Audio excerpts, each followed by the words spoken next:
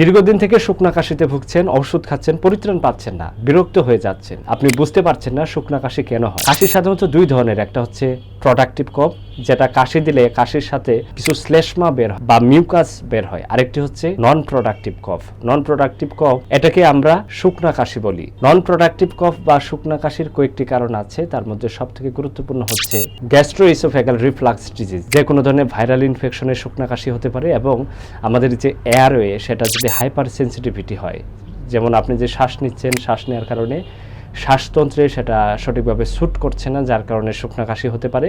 নাকের পিছনে এবং গলার উপরে যে মাঝখানটা আছে, যেটাকে পোস্ট নেজাল রিজন বলা হয়, এখানে যদি শ্লেষ্মা জমা হয়ে থাকে তাহলে আপনার শুকনা কাশি হতে পারে। পরিবেশগত কিছু টক্সিন বা বিষাক্ততা আছে, সেটার কারণে শুকনা কাশি হতে পারে। যেমন আপনি অতিরিক্ত কলকারখানা বা নির্গত ধোঁয়া জাতীয় এলাকায় বসবাস করেন, তাহলে আপনার শুকনা কাশি হতে পারে, কারণ এই ধোঁয়াতে কিছু ডাস্ট থাকে। এই ডাস্ট আপনার শ্বাসতন্ত্রে গিয়ে শ্বাসতন্ত্রে যে জালিকা আছে সেই জালিকা আংশিক ব্লক করে দিবে এবং হাইপার সেন্সিটিভিটি রিঅ্যাক্ট করবে, যার পরিপ্রেক্ষিতে আপনার ঘন ঘন শুকনা কাশি হতে পারে। কিছু ওষুধপত্র আছে যেগুলো উচ্চ রক্তচাপের ওষুধ হিসেবে ব্যবহার করা হয়, সেগুলোকে আমরা এসি ইনহিবিটর বলি। এই এসি ইনহিবিটর জাতীয় ওষুধের মধ্যে রেমিপিল, কেপট্রোপিল, লিসিনোপিল, এনালাপিল, এই জাতীয় ওষুধগুলো, সেগুলো খেলে বা লম্বা সময় খেলে শুকনা কাশি হতে পারে। ফুসফুস ক্যান্সার হলেও কিন্তু শুকনা কাশি হতে পারে, এবং হার্ট ফেলোর হলেও শুকনা কাশি হতে পারে। শুকনা কাশি হলে কয়েকটি ঘরোয়া পদ্ধতিতে শুকনা কাশি ভালো করতে পারেন। তার মধ্যে সবথেকে গুরুত্বপূর্ণ হচ্ছে মধুতে প্রচুর পরিমাণের উপকারী উপাদান থাকে। শুকনা কাশিতে মধু খুব বেশি কাজ করে, কারণ মধু অ্যান্টি ইনফ্লামেটরি হিসেবে কাজ করে এবং মধু কিছু ব্যাকটেরিয়া মারতে সাহায্য করে। শুধু তাই নয়, শ্বাসতন্ত্রের যে ইরিটেশন বা সেন্সিটিভিটি সেটা কমাতে হেল্প করে মধু। মধু কয়েকভাবে খেতে পারেন, ব্রেডের সাথে মিশিয়ে খেতে পারেন, মধু চায়ের সাথে মিশিয়ে খেতে পারেন, এবং মধু এমনিতেও আপনি খেতে পারেন, সেক্ষেত্রে অনেকটাই উপকৃত হবেন। 2 নম্বর নিয়মটি হচ্ছে 1 গ্লাস কুসুম গরম পানিতে 1 চামচ লবণ মিশিয়ে গড়গড় করতে হবে। আমি আবারও বলছি, গড়গড় করলে আপনার গলাতে জমে থাকা শ্লেষ্মা বা যে কোনো ধরনের অ্যালার্জিক প্রবলেম সেটা সলভ হয়ে যায়। আদা চা খেতে পারেন, অথবা আদা চিবিয়ে খেতে পারেন, এটা খুব বেশি কাজ করে।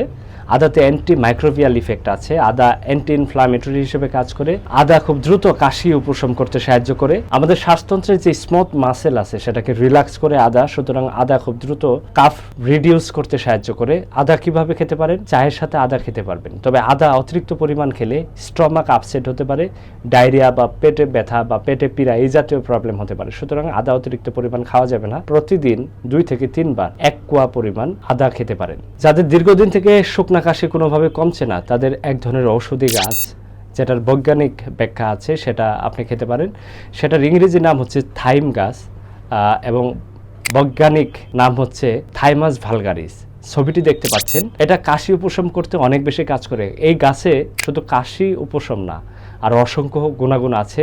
Vitamin A, C, E, vitamin K, magnesium, potassium এই জাতীয় ভিটামিন থাকে, এবং এটা খুব দ্রুত কাশি উপশম করতে সাহায্য করে। এটা সিদ্ধ করে খেতে পারেন, কাঁচা খেতে পারেন, শাক রান্না করে খেতে পারেন। কিছু ওষুধপত্রের কথা যদি বলি, তাহলে অ্যান্টিটাসিভ জাতীয় ওষুধ, যেটা কাশি কমাতে অনেক বেশি হেল্প করে। অ্যান্টিটাসিভ জাতীয় ওষুধের মধ্যে কোডেইন জাতীয় ওষুধ, ডেক্সট্রোমিথরফান জাতীয় ওষুধ এবং মেন্থল জাতীয় ওষুধ, এগুলো অ্যান্টিটাসিভ বা কাশি কমাতে অনেক বেশি হেল্প করে। তবে ডেক্সট্রোমিথরফান জাতীয় যে ওষুধ, সেটা আপনার কাশি বন্ধ করে দিবে, কাশি বের করবে না। এবং অন্যান্য ওষুধ কাশি অ্যান্টিটাসিভ হিসেবে ইউজ করা হয়, পাশাপাশি অ্যান্টিহিস্টামিন অনেক বেশি কাজ করে, মন্টেলুকাস্টও অনেক বেশি কাজ করে।